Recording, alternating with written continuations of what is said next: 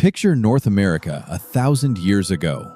Endless dark forest, bogs that go on past the horizon, country where a human being is a visitor and nothing more. You think that world is gone? You are wrong. It survived. Welcome to Minnesota. This is not just lakes and farm fields the way most people imagine it. This is the last real stronghold of old, unbroken wilderness in the middle of this country. Giant lungs made of ancient forest and bottomless peat. The animals here do not forgive mistakes, and today we are going deep into that dark, hard, unbelievably beautiful world. To understand the animals of Minnesota, you first have to understand the ground they stand on. This is a place where water and forest blur into each other. There are no big mountains here and no endless plains. What there is instead is something much older. Real primeval forest, the Boundary Waters, the Superior National Forest. The Big Bog up north, which is one of the largest peat bogs on the continent, a place so wet and so unstable that almost nobody has ever walked across it. These are not just collections of trees. These are living, breathing systems that have barely changed since the ice sheets pulled back. The air here is heavy and smells like moss, wet bark, and cold water. Winters can drop to 30 below. Summers are humid and thick with insects. And it is exactly those conditions that shaped the character of everything that lives here. These animals do not like being seen. They are secretive, tough, and unbelievably strong. If this old country has a king, it is the American bison. Just try to picture the size of one. A full-grown bull weighs close to a ton, all of it packed muscle under a thick, coarse coat. When a bison walks out of morning fog, it feels like time went backward. This is the largest land animal in North America, but what really gets you is how quietly something that big can move. You are standing there, and suddenly you realize a group of 10 of them is 60 feet away from you. They do not snap branches, they just drift through the grass, and we almost lost them completely. There were once tens of millions of bison across this continent. By the 1880s, there were fewer than 1,000 left alive. Not thousands, hundreds. Market hunters shot them off the plains in about 2 decades. What saved the species was a handful of stubborn people who gathered up the last surviving animals from private herds and a few protected pockets and started over from almost nothing. Everything you see today came from those animals. Herds are being rebuilt across Minnesota right now on restored prairie, and the genetics from those herds are being spread out across the country. That story is not just about survival. It is about the fact that sometimes people can actually fix what they broke.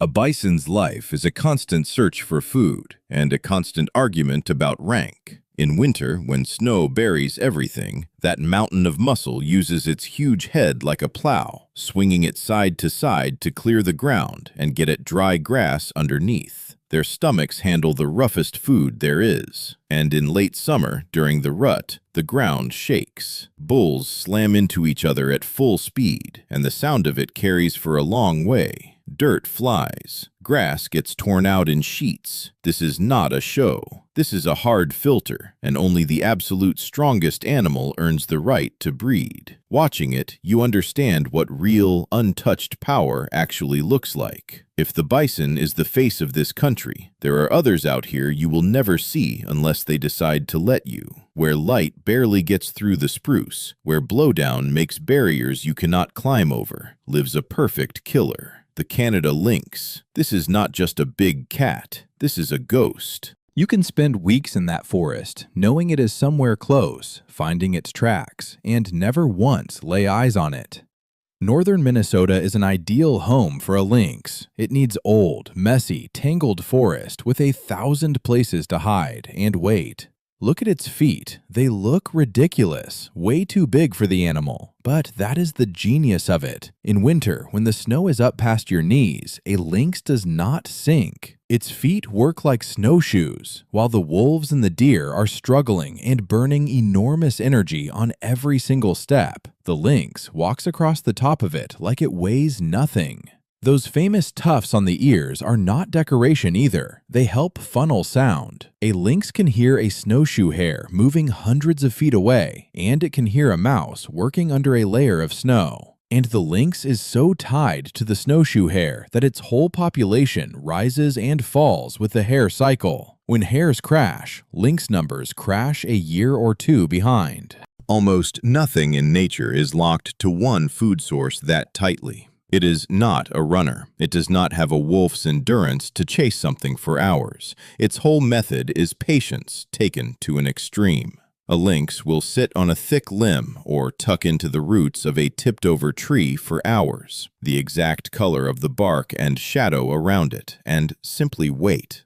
It waits for a hare to make one careless move and come a few feet too close. Then comes the rush, short, absolutely precise, and over almost before it starts. That is hard. But there is no sentiment in that forest. There is one law, and the law is survival. A lynx lives alone. They do not form groups. Each cat controls a huge territory, sometimes dozens of square miles, and defends it hard against others of its kind. The only time they meet is to breed, and after that, the male and female never see each other again. The mother raises the kittens by herself, teaching them how to be invisible and how to move without sound. And only when the first snow falls can you read the story on the white page. A clean line of cat tracks that suddenly breaks into one long leap, and then a scatter of hare fur. The ghost took its share again. Now let's go into the bogs. Northern Minnesota holds some of the biggest wetland complexes left in this country. Thousands of square miles of muskeg, black spruce, and tamarack standing in water. People sometimes call this the Everglades of the North, and it earns the name. In winter, it is a frozen hell. In summer, it is a kingdom of mosquitoes and heavy, wet air. Surviving out there is a serious problem, and the wolves here have adapted to it in a way you will not find in many other places. Forget the picture of a wolf running across an open plain. A Minnesota bog wolf is close to an amphibian. These animals cross ice-cold rivers, swim through peat channels, and push through reeds where the water comes up to their chest. That takes an enormous amount of endurance. Minnesota holds the largest wolf population in the lower 48 states, somewhere around 2,700 animals, and they hold together in tight packs because nobody survives that country alone. And their most valuable target, the one that will feed everybody, and the one most likely to kill them, is the moose. Picture the scene. Late fall, and the bog is just starting to freeze. A pack picks up a track. What follows is not a charge. It is closer to a military operation. Wolves do not go straight at a full-grown moose. That is suicide. An adult bull can weigh 1,000 pounds, and his front hooves come down hard enough to end a wolf instantly. So the pack works on exhaustion instead. They push the moose towards soft ground where his legs will start sinking. They spread out and cut off the escape routes. They look for the weak link, a calf, a sick animal, an old one. They snap at the back legs, forcing him to turn and turn again, wasting energy, losing focus. The moose fights back with everything, swinging, striking, roaring. The mud and snow around them turns into a churned mess. This is not the clean, elegant rush of a lynx. This is a long, filthy, grinding contest of endurance where one mistake kills either side. And out in those dark northern bogs, that same drama plays out on winter nights over and over. Let's stay in the North Country, up near the wilderness areas along the border. The forest gets thicker here, darker, more like true boreal woods. And here there is another owner of the ground. The black bear. A lot of people forget how many bears Minnesota actually holds, imagining bears as something that belongs out west in the mountains. But in these northern forests, the population is doing very well, somewhere in the range of tens of thousands of animals, and the most dangerous time to run into one is early spring. When the snow is just starting to pull back, showing black frozen ground underneath, the bears come out of their dens. They wake up with exactly one thought crowding out everything else: hunger. Over a long winter, a big animal can lose 1/3 of its body weight. Its stomach is empty and its temper is gone. A bear coming off winter is a machine tuned for finding calories, and it is not fussy. Last year's berries, winter killed deer and moose that are just now thawing out. New green shoots along the swamp edges. A bear's sense of smell is beyond anything we can really imagine. It can pick up a carcass from miles away. Watching one feed is unsettling and fascinating at the same time. With claws that can reach several inches, it flips heavy logs like they are nothing and tears rotten stumps into splinters, looking for ants and grubs. It looks clumsy and slow. That is a dangerous illusion. When it decides to move, that pile of fur and muscle can hit 30 miles an hour. You are not going to outrun it. If a bear comes across a weakened deer stuck in spring mud, it will kill it without hesitating. It is not some cartoon animal that eats honey. It is a top predator with tremendous physical strength. Luckily, black bears in Minnesota generally want nothing to do with people. They are smart and they are cautious. Most of the time, they live quietly, working across large territories, marking trees with deep claw scratches and scent, leaving a message for other bears. This is my forest. And as long as that invisible agreement holds, the big animal lets us exist alongside its country. Minnesota is a state of more than 10,000 lakes, and where the land argues with the water, where the boggy shorelines are choked with willow and alder, there is an animal whose anatomy looks like a mistake: the moose. Look at one standing on solid ground, absurdly long legs, a short body, a huge head with that heavy overhanging nose. It looks awkward. Then it steps into a bog or into water, and everything suddenly makes sense. This is not a land animal. This is an all-terrain amphibious machine. Those long legs are exactly the right tool for stepping over fallen timber and through chest-high swamp grass, and the hooves are enormous and can spread apart. When a moose steps into muck that would swallow a person or a wolf, those hooves spread and increase the surface area, working like snowshoes on mud. A moose can stand chest-deep in a lake, eating water plants, lily roots, and pondweed. They will actually dive for food, going down several feet and holding their breath. It is an amazing thing to see. A huge antlered head coming up out of the middle of a quiet lake with a mouthful of weed hanging off it. But a moose's life is not all peaceful chewing. In winter, when the lakes freeze, they have to switch over to rough food, twigs and bark, and that is when they become the main target for wolf packs.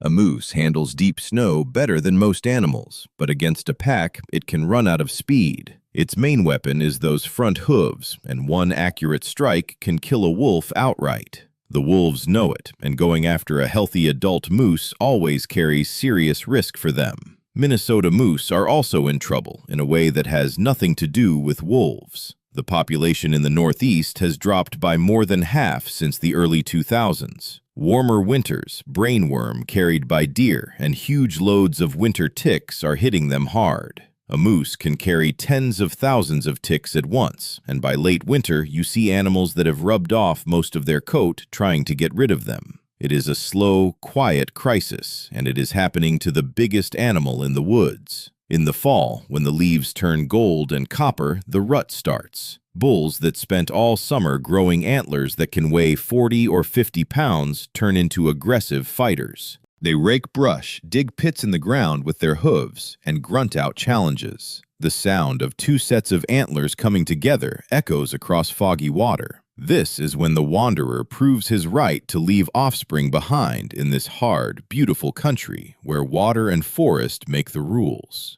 We are used to thinking that only people reshape the surface of the planet. We build dams, we straighten rivers, we cut forests. But in the woods of Minnesota, there is another army of engineers, and the scale of what they build is honestly hard to believe. The American beaver. And if you think this is just a cute fuzzy rodent from a cartoon, forget it. This is a tireless, stubborn, enormously strong builder that redesigns entire watersheds without asking anybody's permission. A beaver does not want moving water. It wants still water, deep enough to hide the entrance to its lodge below the surface. And if there is no pond, it will make one. Look at its teeth. They are bright orange. That is not neglect. The enamel has iron in it, which makes those front teeth so hard the animal can chew straight through a tree a foot and a half thick. Have you ever stood next to a real beaver dam? It is not a pile of sticks. It is a serious piece of engineering made of wood, stones, and packed mud, and some of them run for hundreds of feet. The water stops, backs up, and floods a huge stretch of forest. Trees standing in that new water die, their roots rot, the trunks dry out, and eventually they fall. At first glance, it looks like the beaver destroyed the forest and turned it into a gray, dead swamp full of broken stumps. But nature does not tolerate an empty space. That dead swamp immediately explodes with new life. Dead wood pulls in enormous numbers of insects, and behind the insects come the woodpeckers and everything that uses their holes. The flooded shallows become perfect spawning ground for fish and a paradise for frogs. And in those new water mazes, the river hunters show up, the river otter and the American mink. An otter is basically a package of energy and muscle. Underwater, it moves so fast and so precisely that a fish has nowhere to go. It drives them into dead ends made out of the flooded branches the beaver so helpfully left behind. In winter, when ice seals the surface, life down there does not stop. Inside a beaver lodge, with walls plastered with mud that freezes to something like concrete, it is dry and warm. No wolf and no lynx can break through that armor. Beavers swim quietly under the ice, pulling branches from the food pile they stored underwater in the fall. And in the open holes that otters keep from freezing all winter, the underwater hunting continues. The beaver built this world. It is the architect, and everything else is just a tenant in a huge flooded apartment building. And if you hear a sharp, loud crack at dusk that sounds almost like a gunshot, do not jump. That is a beaver slapping its flat tail on the water, warning the others. The landlord is going deep. To see the most serious hunters in Minnesota, you have to look up. The sky and the crowns of old trees hide animals for whom gravity is more of a suggestion. In old, undisturbed forest, where the trunks are covered in gray lichen, lives a bird whose stare will put a chill in you. The great gray owl. This is one of the largest owls in the world. Its wings can stretch nearly 5 feet across, and northern Minnesota is one of the very few places in this country where you can reliably find one. But the frightening part is the flight. It is completely, unnaturally silent. Not a rustle, not a whistle of air. Evolution gave those feathers soft fringed edges that break up the turbulence, so the bird simply erases its own sound. It is a stealth aircraft built for the timber. An owl can be sitting on a branch directly over your head and you will never know. Its face works like a satellite dish, funneling the smallest sounds into asymmetrical ear openings hidden under the feathers. In winter, it can hear a vole moving under more than a foot of snow. It calculates the position, drops in absolute silence, and punches straight down through the crust with its feet. Death comes from above before the animal underneath knows anything is happening. If the great gray owl runs the night woods, the daytime water belongs to a different giant, the bald eagle. Minnesota holds one of the biggest breeding populations of them in the lower 48. This is a massive, heavy predator with a beak that crushes bone. But an eagle does not like wasting energy. It is calculating and it is ruthless. Often it simply sits and watches an osprey, a smaller bird that is a far better fisherman. The moment the osprey pulls a fish out of the water, the eagle attacks. It dives at the smaller bird and pressures it until the osprey drops the fish in a panic, then snatches it out of the air. That is pure, open robbery, and the eagle does it because it works. Now let's go down into the open pine and brush country. Early spring, snow still on the ground. In the half-dark before sunrise, the ground starts making a strange sound, a low, hollow drumming mixed with sharp clicking and a noise like a stick rattling on a fence. This is a lek, the dancing ground of the sharp-tailed grouse. These are heavy, powerful birds, and during the display the males lose all caution completely. They inflate purple air sacs on their necks, drop their wings, point their tails straight up, and stamp their feet so fast the whole bird blurs. They spin in circles, and they fight, running straight at each other, hitting with their wings, grabbing with their beaks. This same patch of ground gets used year after year, sometimes for decades. Their instinct to breed is so strong that it drowns out the instinct to stay alive, and a hawk working the edge of a lek in the morning fog knows it. Watching that ancient tournament in the cold, you understand how old and how wild the blood in these animals really is. Summer on the peat bogs is a test of endurance. Heat, humidity, air shaking over a carpet of moss, Labrador tea, and cranberry. The smell of peat gets into your nose, and every step has to be deliberate because in that steam bath, among the sun-warmed hummocks, live the animals that carry no heat of their own but can take yours, the reptiles. You put your boot into soft moss, reach for a berry, and suddenly hear a short, dry buzz. In the southeastern corner of the state, in the bluff country along the Mississippi, that is the timber rattlesnake, one of only 2 venomous snakes in Minnesota. It is not a monster looking for you. In reality, the snake is far more afraid of you than the other way around.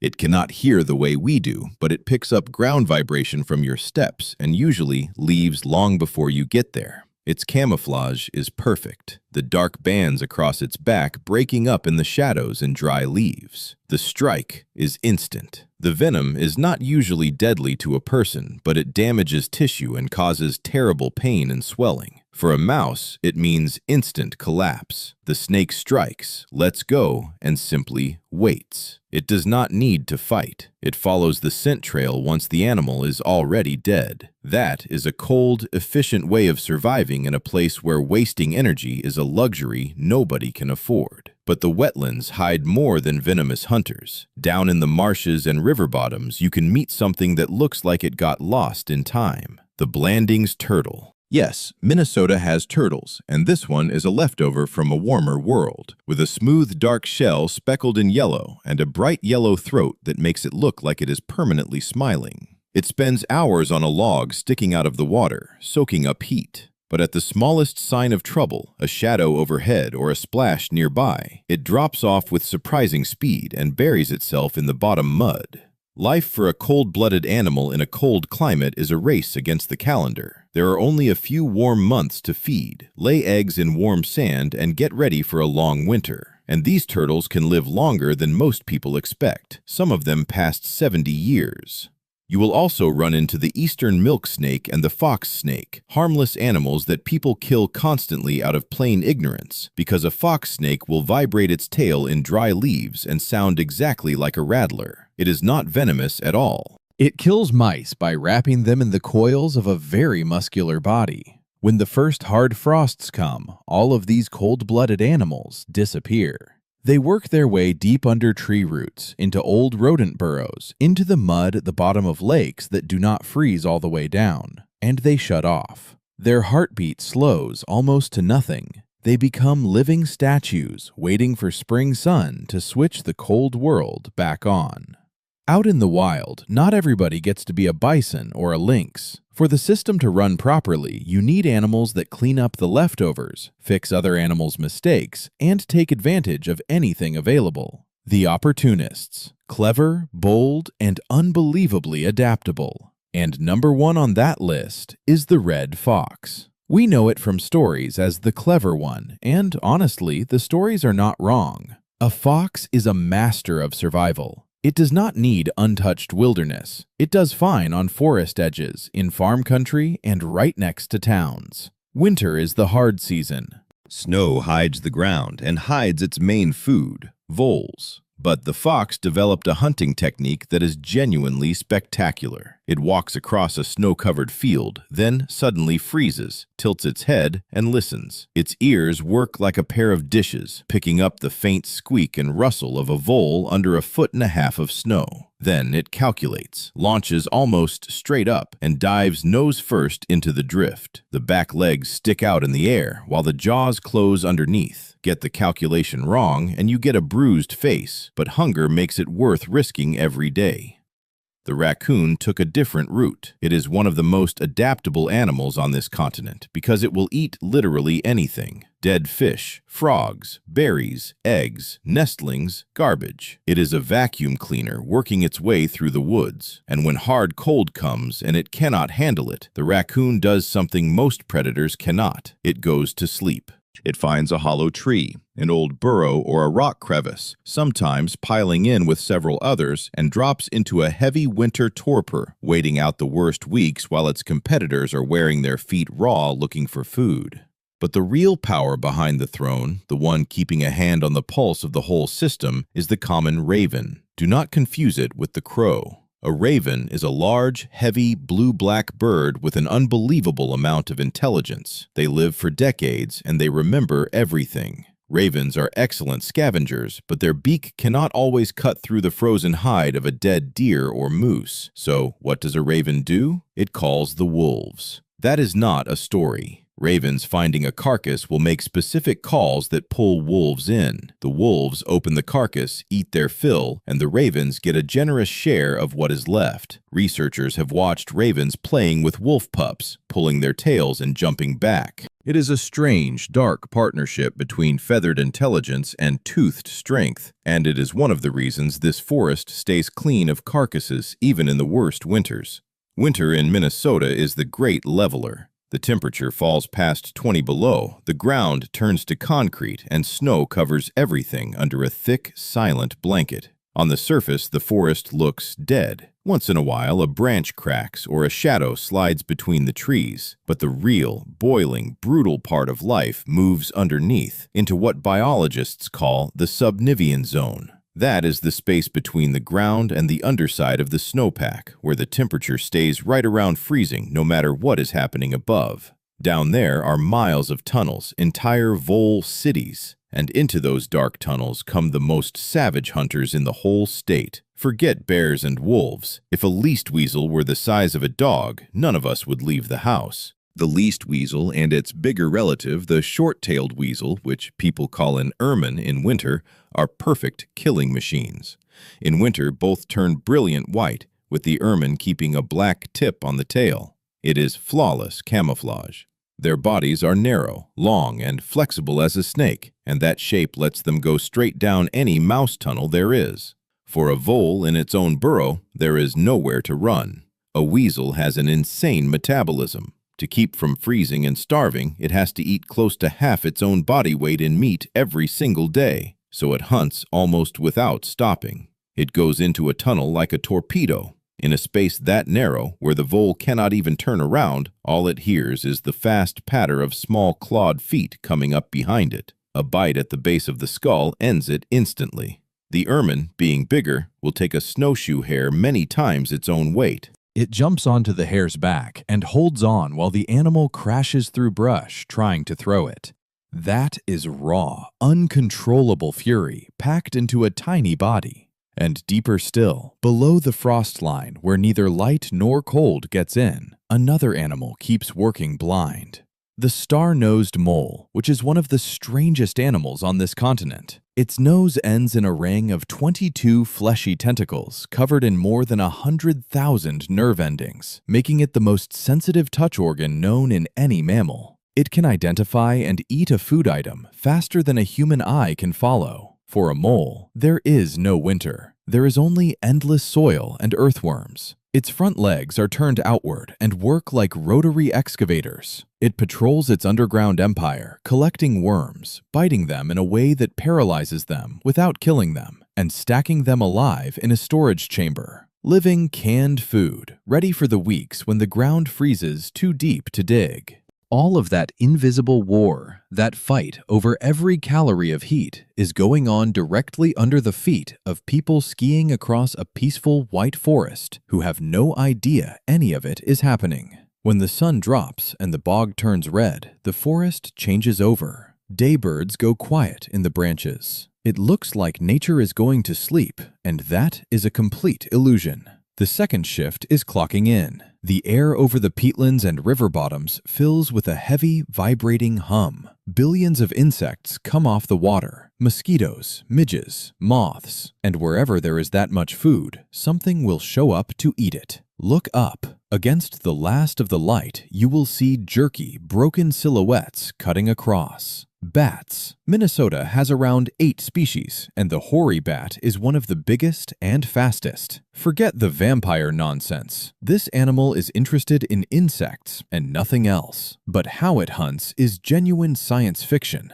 A hoary bat flies in total darkness at speeds that would be reckless in daylight. It sees nothing. It screams. It puts out pulses of sound above the range of our hearing, and those pulses bounce off the tiny body of a flying moth and come back to its huge ears. Its brain works out the distance, the speed, and the direction in milliseconds. It is biological sonar of ridiculous precision. And the moths are not just helpless targets. Over millions of years, some of them developed their own counter system. A moth that hears a bat's pulse will instantly fold its wings and drop like a stone, getting out of the strike zone a fraction of a second before it is too late. Some species even produce their own clicks that jam the bat's sonar. So a dogfight starts. Advanced aerial combat in complete darkness. The bat cuts into a hard spiral trying to catch the falling moth just above the ground, and all of it is completely silent to us. We are standing down there in the dark with no idea that a high-technology war of extermination is running directly over our heads.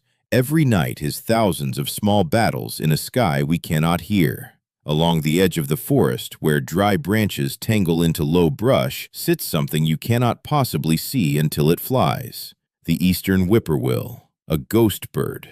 Its feathers are an exact imitation of dead bark and leaf litter. It does not build a nest. It just lays its eggs on bare ground and disappears into the background. You could walk within 3 feet of one and never notice. A whippoorwill has a tiny, almost invisible beak, but when it opens its mouth in flight, the thing turns into a net. The edges of that gape are lined with stiff bristles that funnel insects straight down the throat. It flies low and silently, working the dusk for large moths and beetles. And only its strange, insistent, repeating call gives away that it is there at all, out in that dark and secretive forest. Let's leave the woods and go under the water. The Mississippi, the Minnesota, the St. Croix. These rivers are the arteries of the state. The water in a lot of them is dark and cloudy with silt. We look at that flat surface and see the sky reflected back, but underneath is a completely different world, hard and unforgiving, where size matters and patience is the main weapon. In the deepest holes where sunlight barely reaches, on a bottom piled with sunken timber and old snags, lies a genuine river monster, the flathead catfish. These fish live for decades and keep growing the entire time. In the big rivers of this region, catfish over 50 pounds are caught regularly, and fish past 80 pounds exist. It is a log of solid muscle covered in thick slime instead of scales. A flathead is close to blind in that water. Its eyes are small and nearly useless, and it does not need them. Its real equipment is the long barbels sticking out around its mouth. Those are extremely sensitive sensors. The fish lies on the bottom completely still, blending into mud and wood. It feels the smallest change in the water, the vibration from the tail of a passing fish, a bird landing badly on the surface, a muskrat swimming across. When something gets close enough, the catfish does not bite. It does something worse.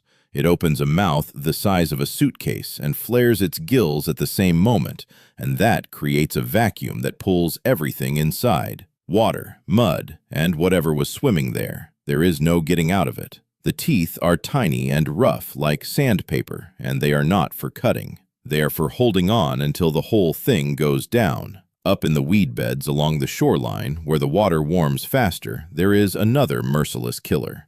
The northern pike and its bigger cousin, the muskellunge, which is the fish this region is famous for. Unlike the catfish, these hunt with their eyes. A muskie is a torpedo, long, narrow body, a huge tail for acceleration, and a mouth full of hundreds of sharp teeth angled backward so nothing escapes. It can hold in weeds for hours without moving a fin. Perfect camouflage. It waits for a careless fish, or a duckling, or a frog. The strike happens so fast that all you see is a boil on the surface. The prey gets grabbed across the body, turned head first, and it is gone. But neither the catfish nor the pike is ever completely safe, because death can also come from above. The osprey is a specialist. It hovers over the river for long stretches, watching the shapes under the surface. When it picks out a fish near the top, it folds up and drops. A moment before it hits, it swings its feet forward, and those feet have curved spikes on the pads, so a wet, slick fish cannot slip loose.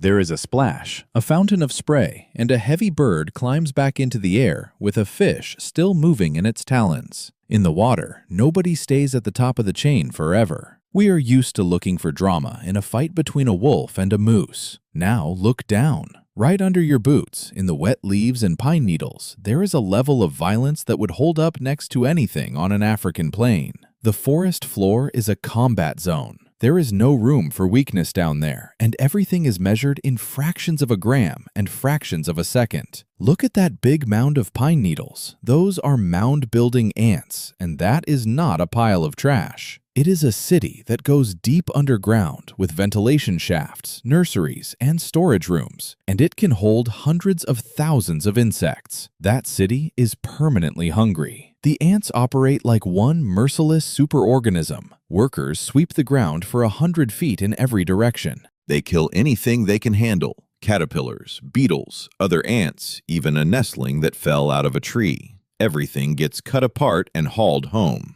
Their weapons are strong jaws and formic acid that they spray into wounds and eyes. Standing next to a mound in sandals is a bad idea. They will find you, and you will feel it. They are the cleanup crew of this forest, and they are an extremely aggressive one. But even in that small-scale horror, there are animals whose entire life is one long adrenaline nightmare. The northern short-tailed shrew. Tiny, mouse-shaped, with a long, pointed snout. This animal is a hostage to its own metabolism. Its heart beats hundreds of times a minute, and it burns through energy at a rate that is barely believable. To keep that furnace running, it has to eat almost continuously. If a shrew goes a few hours without food, it dies. It literally burns out from the inside. So it rockets around in the leaf litter like something wound too tight, attacking insects, worms, and spiders. It is aggressive, fearless, and here is the part most people do not know. Its saliva contains a toxin. It is one of the very few venomous mammals on Earth, and that venom lets it take down prey larger than itself and store paralyzed animals alive for later. Its whole life is one short, furious flash. All of that small-scale chaos gets interrupted when the real bulldozer of this ecosystem shows up, the American badger. It is related to the weasels, but it went down a completely different path, straight into muscle and armor. Low, heavy, with front legs that look overbuilt and claws like excavator teeth. A badger does not care about formic acid. Its hide is too thick, and its coat is too coarse. At night, it comes out of its den system, and those systems can be worked on and expanded for years, and it goes through the country like a tank, digging up ground, rolling rocks aside, hunting grubs, beetles, and ground-nesting wasps. If it finds a ground squirrel colony, it does not chase anything. It simply removes the roof, taking the top layer of soil off and getting to the animals underneath. A badger looks awkward. In a close fight, it is terrifying. Its jaws crush bone, and very few animals of any size want to press the issue. It is the absolute owner of the bottom floor, and its strength wrecks the plans of everything smaller. Now lift your head. Where the trunks of century-old pines and oaks cross high above the ground, there is a completely separate world, a vertical one. Down there, you need to run. Up here, you need to fly without wings and hold on to surfaces that go straight up and down. Life in the canopy is three-dimensional chess, and any mistake means falling. The main architect of that world wears black with a bright red crest, the pileated woodpecker. This bird is the size of a crow, and it hits with astonishing force. The sound of it working a dead tree carries through the woods like hammer blows. Its skull is built to absorb the impact, spreading and damping forces that would knock any other animal unconscious. It is not just looking for beetle larvae. A pileated woodpecker chisels out huge, deep cavities in thick trunks, often leaving a rectangular hole you could put your fist into. It raises a brood in one, and the next year it usually cuts a new one. And that is where things get interesting. Those abandoned apartments become the most valuable real estate in the forest for every animal that needs a hole and cannot make one. First in line are the squirrels. The red squirrel here is not the friendly park animal begging for peanuts. It is a loud, aggressive little rodent built for absurd jumps. A squirrel can run headfirst down a trunk as fast as it goes up because its ankle joints rotate almost completely backward, letting the claws grip in any position. The tail works as a balance beam and a parachute during long jumps. It takes over a woodpecker hole, lines it with moss, bark, and fur, and builds a warm nest that looks completely out of reach. But safety in the treetops has a price. Where there are squirrels, their personal nightmare shows up. The American marten, which people in this region call a pine marten. This is a predator with the grace of a cat and the flexibility of a snake. It has sharp claws, a long balancing tail, and reactions that are hard to believe. It hunts squirrels on their own ground, 60 feet up. The chase is something that takes your breath away. The squirrel runs out along thin branches that bend under its weight, then throws itself into open air, hoping to catch the next tree. The marten follows step for step, repeating every move with terrifying accuracy. It is not more agile than a squirrel, but it has more endurance. Sooner or later, the squirrel gets pushed to a branch too thin to hold anything, and it jumps, counting on its tail to slow the fall. The marten jumps after it. Often, the end comes in mid-air before either animal touches the ground. That is a brutal, no-compromise game of cat and mouse in 3 dimensions, where only a flawless acrobat survives. April, southern Minnesota, the river valleys. The snow is gone and the rivers are coming out of their banks. Flooding starts. Water spreads across enormous areas of grassland and bottomland forest. This is when the land wakes up after a long winter, and it is also when the single biggest show in North American wildlife happens: spring migration. Minnesota sits under the Mississippi Flyway, one of the great migration corridors on this continent. In spring, the sky darkens with wings. Geese, ducks, shorebirds moving north to stop here, rest, and feed on shallow water full of food. The noise from a big concentration of birds is loud enough to make it hard to talk. Somewhere in that chaos, you will hear a deep, rolling call rattling out over the water. Sandhill cranes, tall, elegant birds that have been on this planet in nearly this form for millions of years, which makes them one of the oldest bird species still living. They do not just come here to eat. This is their stage. On wet meadows, they perform the crane dance. Males and females, many of them paired for life, leap high into the air, throw open enormous wings, bow to each other, and toss clumps of dead grass over their heads. It is a mesmerizing ritual, a mix of raw energy and pure aesthetics, and it strengthens the bond between partners before a long nesting season.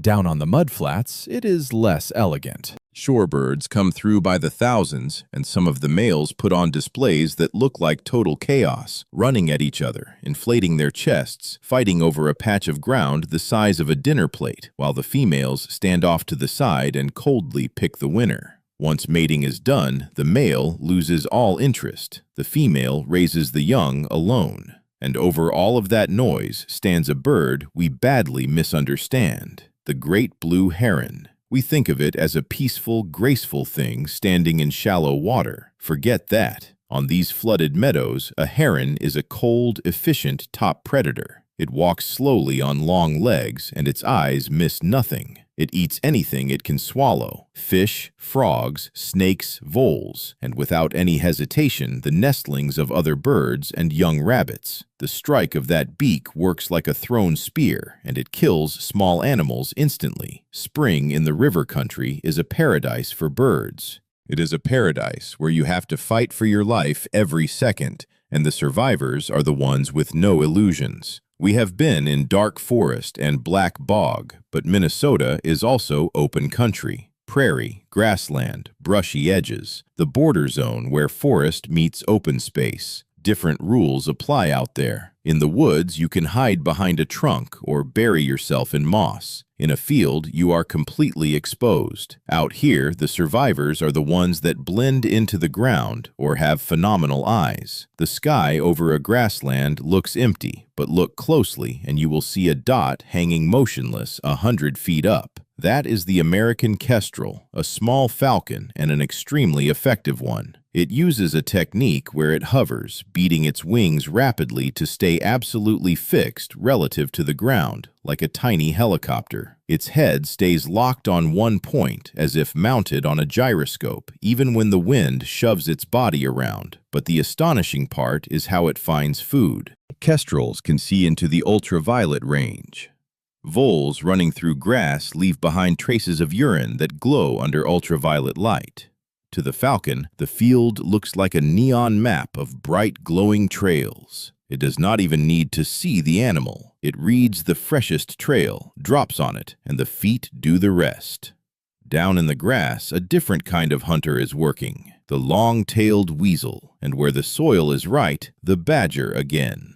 The weasel is a long, muscular tube built for one purpose, getting into narrow burrows. It does not rely on eyesight. Its world is smell and touch. It is aggressive, fast, and permanently hungry. When it finds a ground squirrel colony, it does not just take one animal and stop. An old instinct takes over. It goes into the tunnel system and kills everything it can reach in total darkness. Part of the catch gets eaten, and the rest goes into side chambers for storage. It is harsh, but in country where the food supply can vanish overnight, it works. For the white-tailed jackrabbit, an open field is both home and a death trap. It is bigger than a cottontail, with much more powerful hind legs, and in the north, it turns white in winter. Its survival strategy is speed and paranoia. Its eyes are set so far to the sides that it has a field of view of nearly 360 degrees. It sees behind and above itself without turning its head. When a hawk drops or a coyote comes out of the brush, a jackrabbit launches like a released spring. On a straight line, it can hit 40 miles an hour. But it does not just run. It uses complicated evasion geometry, cutting hard sideways, doubling back along its own trail, and then making a huge leap off to the side to break the scent line completely. There are no walls in a field, so the jackrabbit builds them out of its own tangled tracks and leaves the predator standing there with nothing. Let's shrink the scale and look at a world that runs on rules just as harsh. July heat, southeastern Minnesota. Old oak woods. Here, among warm bark and rotting leaves, there are dramas on an epic scale. In the crowns of old oaks live the true heavyweights of the insect world, stag beetles. These are among the largest beetles on this continent, and a big share of that length is the enormous branched jaws of the males, which really do look like antlers. Their lives are a short, tragic story. The larva of a stag beetle spends years inside a rotting stump, sometimes as many as 5 or 6, in total darkness, chewing dead wood. And for what? To emerge in midsummer, live for a few weeks, and die. But those few weeks are full of rage. The males want a female, and they want the sweet sap running out of damaged oak bark. When two armored giants meet on a trunk, they go straight at each other. Each one tries to get its jaws under the other, lift it off the bark, and throw it off the tree, sometimes from 30 feet up. You can hear their shells cracking together from several steps away. The winner gets everything. The loser often lands on its back and becomes easy food for ants or birds. Out in the sunny meadows, deadly nets are strung between the stems. The yellow garden spider. A big spider with a bright yellow and black striped back, patterned to look dangerous, so birds leave it alone. To an insect, it is a merciless killer. Its web is a piece of engineering that can stop a heavy grasshopper at full speed. In the center of the web, the spider weaves a thick zigzag band of silk. Scientists still argue about what it is for. Some think it reflects ultraviolet light and pulls pollinators straight into the trap. Others think it warns birds so they do not fly through and destroy a web that took hours to build. When something hits the net, the spider is on it instantly, injecting a paralyzing venom and wrapping it in a tight silk cocoon. Cold calculation and perfect chemistry. But the nastiest trap of all waits in the dry, sandy pine country.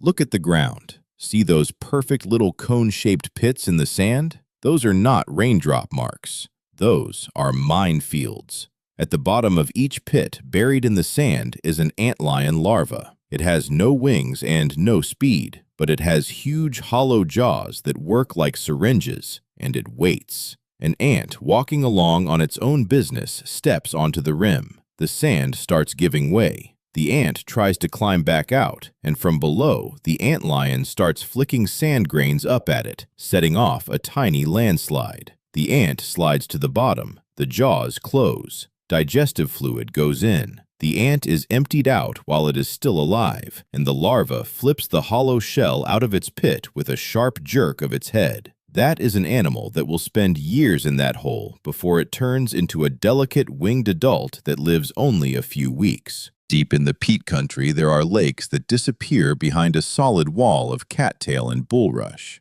This is the kingdom of shadows. The water here is always black, and the air stands still, thick with the smell of decay. People rarely come in. It is too soft, too dangerous, and that isolation is exactly what makes these marshes the perfect hiding place for birds that want nothing to do with our species. In spring, when heavy evening fog settles over the marsh, a sound comes out of the reeds that stops you cold. Low, hollow, and rhythmic, like somebody blowing across the mouth of an enormous empty bottle. It carries for a mile or more, and it is nearly impossible to locate. That is the American bittern, a member of the heron family that has taken camouflage to an absolute extreme. Its feathers copy the color and texture of dead cattail exactly. When something threatens it, a boat or a fox, it does not fly. It stretches its neck straight up, points its beak at the sky, and sways gently in time with the wind, blending into the stems. You can stand a few feet away and see nothing but reeds. It dissolves. Out on the open water of the wilderness lakes, there is a bird that has become the symbol of this state and that cannot tolerate us at all. The common loon. Its call across a lake at night is one of the most recognizable sounds in North America, a long, wavering wail that carries for miles. A loon's body is built entirely for diving. Its bones are denser than most birds. Its legs are set so far back that it can barely walk on land, and it can go down 200 feet and stay under for minutes, chasing fish with its eyes. And a loon is intensely intolerant of disturbance. It nests right at the water's edge on quiet, remote lakes because it physically cannot walk far from the water. A boat passing too close, a person coming ashore near the nest, and the pair may abandon the eggs for good. This is a bird that makes no compromises with civilization at all. And the fact that Minnesota still has more loons than any state outside Alaska says something real about how much quiet water is left here. But the marsh is not only about hiding and fishing. Over that green sea patrols a shape whose shadow makes every frog and songbird go silent. The northern harrier.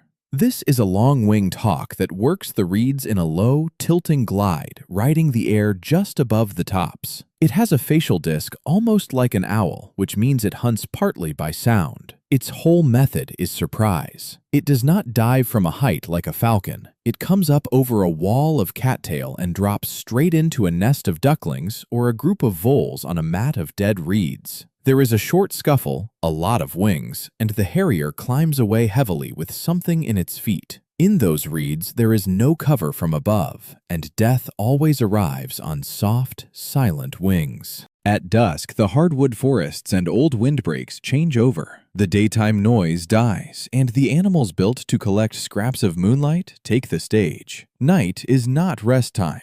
Night is when the hunting gets serious, and one of the most ruthless night hunters is right by your feet. It is an animal we treat as a harmless cartoon character. Meet the Virginia opossum. Forget the idea that this is a slow, stupid animal. An opossum is a survivor with a mouthful of 50 sharp teeth, more than any other land mammal on this continent. It works its way through the leaf litter at night, snuffling and rustling, eating everything alive it can catch. Slugs, big ground beetles, earthworms, mice, eggs. And here is the part almost nobody knows. An opossum has extraordinary resistance to snake venom. It can take a bite from a pit viper that would kill an animal its size and simply keep going. It will grab a snake and eat it. It also eats enormous numbers of ticks, which, in a state with a tick problem this bad, makes it genuinely valuable.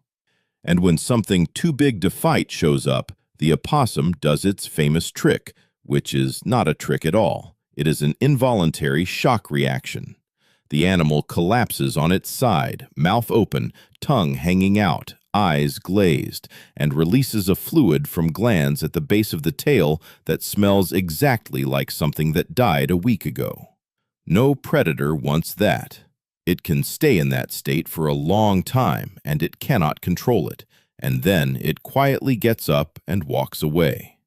While the opossum is making noise down below, something completely different is moving through the tangled branches above: the northern flying squirrel. This is a small animal with huge, dark eyes built for gathering the last of the light and a flat, furry tail. Flying squirrels are night acrobats. They do not actually fly. They have a membrane of skin stretched between the front and back legs, and when they launch from high on a trunk, they open it and glide, sometimes for over 100 feet, steering with the tail and the angle of their arms, then flaring at the last moment to land softly on the next tree. They eat fungi, lichens, nuts, and insects, and they conserve energy obsessively.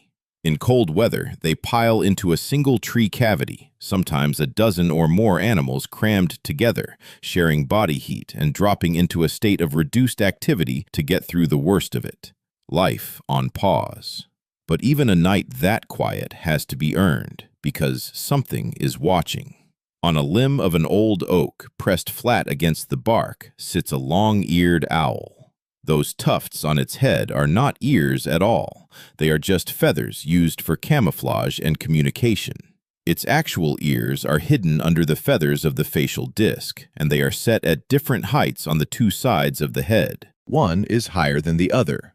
That asymmetry gives the owl a three-dimensional acoustic picture of the world. It hears the faint scratch of a flying squirrel's claws on bark, works out exactly where the sound is in space, and drops in complete silence. The talons hit before the squirrel understands the night has come for it. In the twilight forest, only the invisible and the inaudible get to keep going.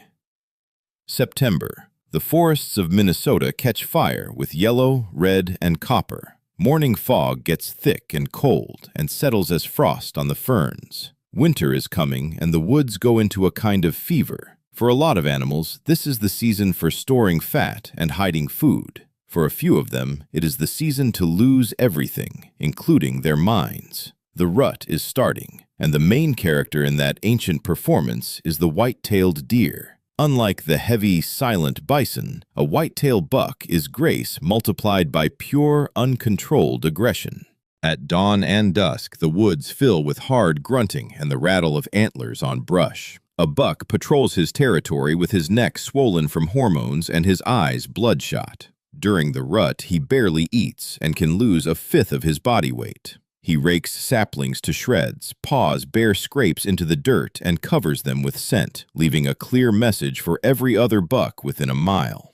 When two evenly matched bucks meet, it becomes a gladiator fight. They slam their antlers together hard enough that the crack carries hundreds of yards. This is not pushing for show. Each one is trying to twist the other's neck or get a point into his side. These fights regularly end in serious injuries, and sometimes both animals die, because if the antlers lock together and will not come apart, neither one can eat and neither one gets free. In the northwestern corner of the state, there is also a small population of elk, only a few hundred animals, holding on in farm country. In the fall, the bulls bugle, and the sound is nothing like a deer. It is a high, rising scream that ends in a series of grunts, and hearing it roll across an open field at first light is something you do not forget. And while all the hooved animals are busy with the next generation, up in the oaks, a different kind of work is going on. The blue jay is the head forester of this state. It is a loud, beautiful, harsh-voiced bird with bright blue on the wings, and in autumn it becomes obsessed with acorns. A jay can carry several acorns at once in its throat and mouth, then fly off and hide them in moss, under roots, and in cracks in the bark. One blue jay can make thousands of separate caches in a single fall. And here is the astonishing part. It has a phenomenal spatial memory and finds most of them again in winter under deep snow. But the ones it forgets sprout in spring. Jays carry acorns much farther than an acorn could ever roll or blow, sometimes miles.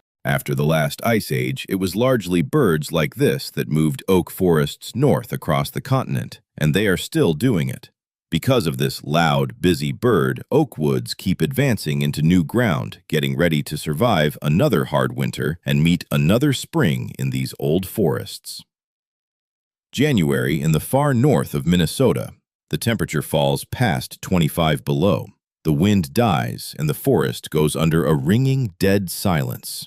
Snow sits in heavy caps on the spruce, turning the trees into frozen white giants. It looks like nothing alive could get through cold like that. Every movement costs heat you cannot spare. Every mistake costs a life. The birds that stayed for winter tuck into thick cover, fluffed up into round balls of feathers. But that silence is only an illusion of safety, because on clear, cold days like this, the perfect bird killer is out working. The northern goshawk. This is not an eagle circling in the sky. This is a close-quarters predator built to maneuver inside dense timber. It has short, broad wings and a long tail that works as a rudder. A goshawk goes through thick woods at speed that does not look possible, cutting around trunks and ducking under branches like the rules of flight were written for something else. Its eyes are pale, cold, and pitiless, and they lock on to the smallest movement. When it picks out a group of grouse or a careless jay, it does not give them time to react. It attacks out of the blind spot, from below or from behind. The impact of those feet is hard enough to knock a cloud of feathers out of the air, and that cloud settles on white snow as a very direct reminder of how short life is in a winter forest.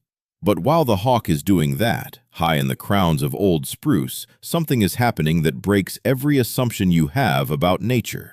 It is the middle of winter, 20 below, no insects anywhere. And up there, in a nest, there are chicks. This is the red crossbill, one of the very few birds on this continent that raises young in the dead of winter. Why? Because their only food is the seeds inside spruce and pine cones, and winter is exactly when those cones ripen and open. Look at a crossbill's beak. The tips cross over each other, forming a perfect tool for prying. The bird slips the tip between the scales of a cone, twists, forces the scale open, and lifts out the fat, oil-rich seed with its tongue. Crossbills build unbelievably well-insulated nests out of moss, lichen, and feathers, and the female does not leave the eggs for a moment while the male carries food to her without stopping.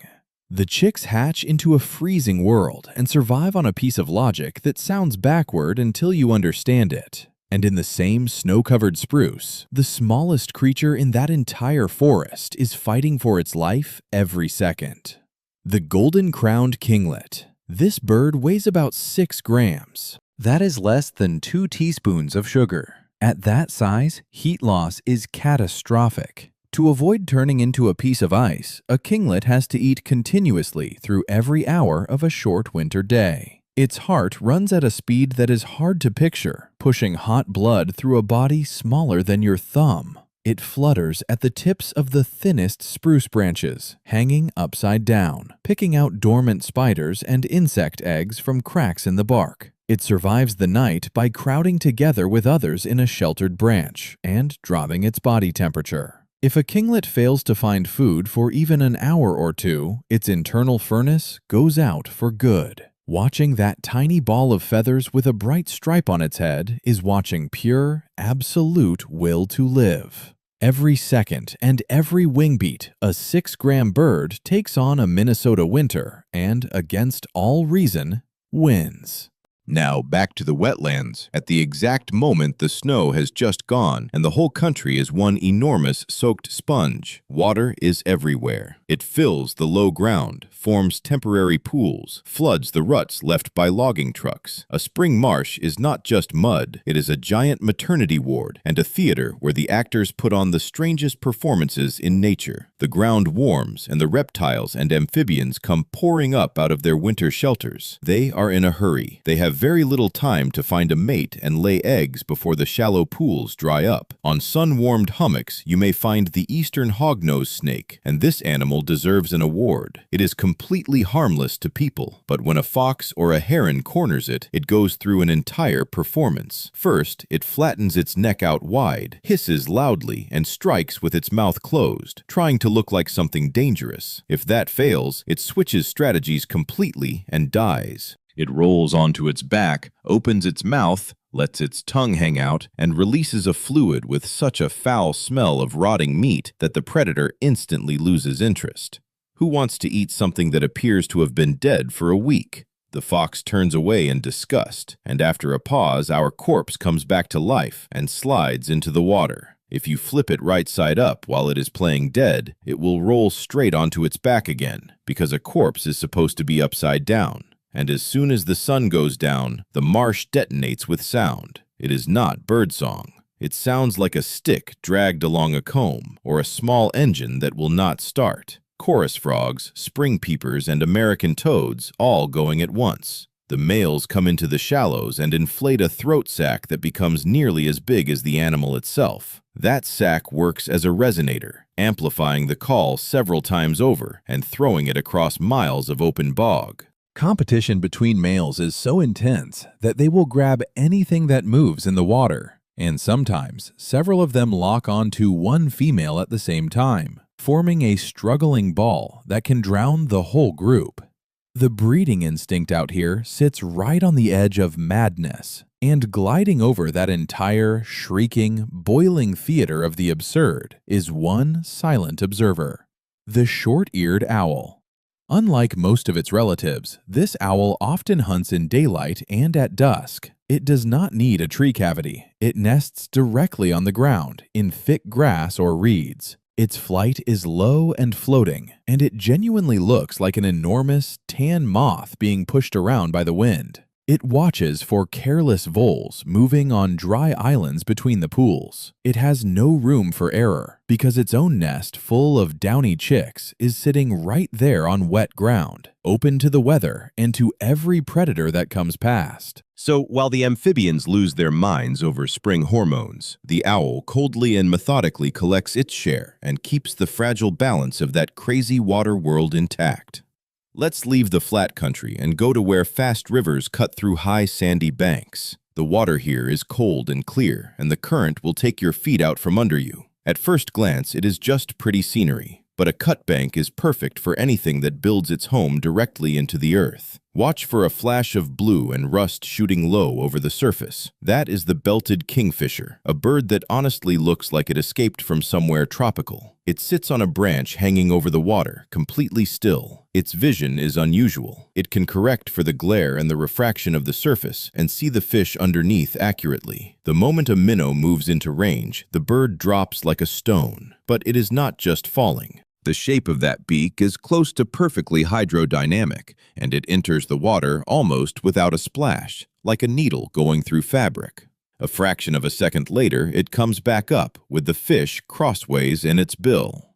It flies back to a nest that is a tunnel dug several feet straight into a vertical sandbank. Inside that tunnel, it is dark, damp, and smells like old fish, and it is completely out of reach of anything walking on the ground, which is exactly the point.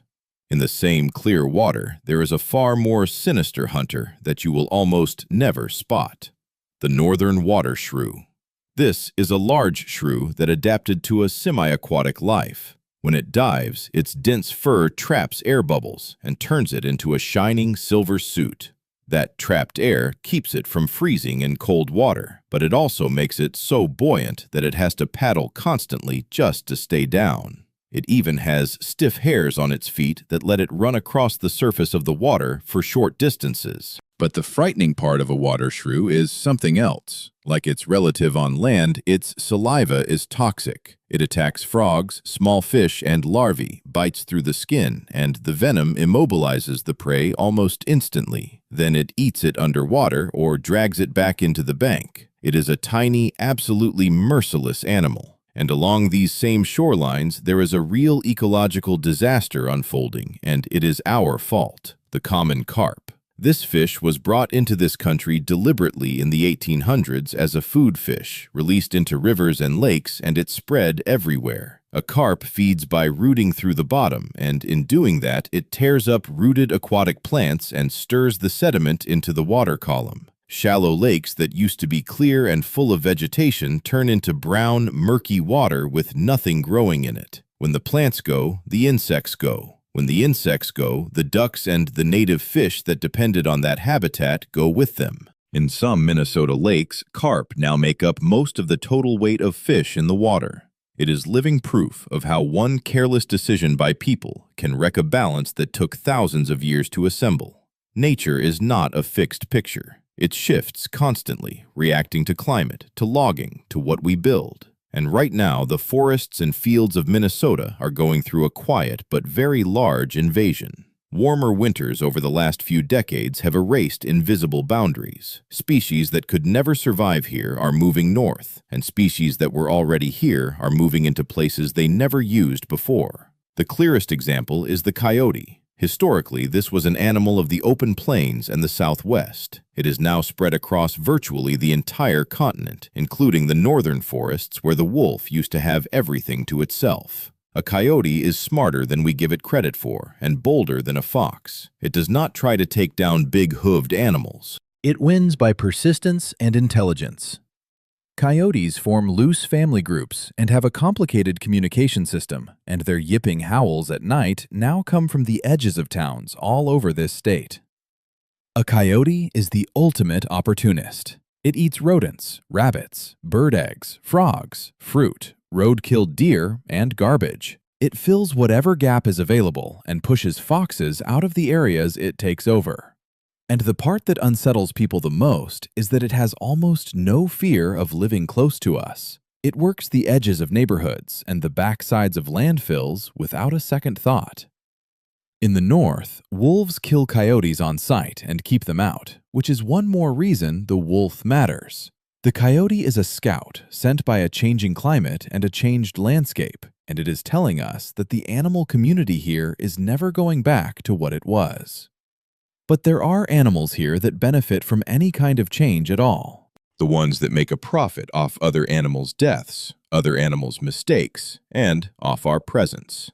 The American crow. Do not confuse it with the raven. A crow is the mafia of the bird world. Its intelligence is genuinely remarkable. Researchers have shown that crows recognize individual human faces, remember which specific person treated them badly, hold that grudge for years, and pass the information about that person to other crows that were never there. These are birds with culture and with something very close to language. Crows stay close to predators and close to highways. They are the first to spot a road-killed rabbit or the leftovers of a wolf kill. Their job is sanitation, but it is a cynical kind of sanitation. If a crow sees a weakened or sick animal, it does not politely wait for it to die. A group of crows will work over an injured duck or a nestling without hesitation. They use tools. They drop nuts and shellfish onto pavement so cars will crack them open.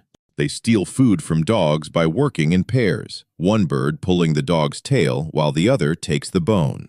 Watching a crow, you understand something important. To succeed in a fast-changing world, you do not need enormous teeth or incredible strength. It is enough to be extremely smart, extremely bold, and able to adapt to absolutely any conditions, including the ugliest ones. And now we go back to where we started, into the deep north woods. Late February. This is when winter throws its last and hardest punch. A blizzard comes through. Wind screams in the tops of the pines. Snow moves sideways, packing into eyes and noses. The temperature drops so fast you can hear old trees cracking as the sap freezes inside them. This is the peak of survival. For the old, the sick, and the weak, this night is the last one. the forest becomes a giant freezer with no mercy in it. Out in the middle of that storm stands a cow moose and her calf, backed into a dense stand of young spruce where the snow cannot reach the ground. Their coats are crusted with ice. Heavy clouds of steam come out of their nostrils. They do not move. They are conserving every fraction of energy they have, simply waiting the storm out. Their size and the incredible density of that hollow-haired coat is the only shield they get. And somewhere very close, sliding through the whiteout, are gray shapes. Wolves. They are hungry too. Their sides are pulled in. A wolf cannot afford to stand still because standing still means freezing. The pack works the edges, circling, testing, reading. They will not go at a healthy adult head on. That is a good way to die. So they wait. They wait for the storm to push the animals into moving, for somebody to stumble into deep snow, for the weak link to fail before the cold does. That standoff is the essence of wild nature. Clean, uncovered competition for the right to see one more sunrise. The storm will pass. Snow will cover whatever did not make it. The wolves will feed, and the moose that survived will go on walking slowly through a white forest that does not care about either of them. Minnesota. This old country of forest and bog looks hard and sometimes cruel, but it is exactly that lack of compromise that produces beauty you cannot find anywhere else. Every single element here, from the smallest shrew to the bull moose, from the lynx that nobody sees to the crow that sees everything, is a gear in a perfect and very old machine. And as long as these forests stand, as long as the rivers still flood in spring and the winters stay cold, this wild world will keep running on its own rules. All that is left for us to do is watch it, learn from it, and most of all, stay out of its way.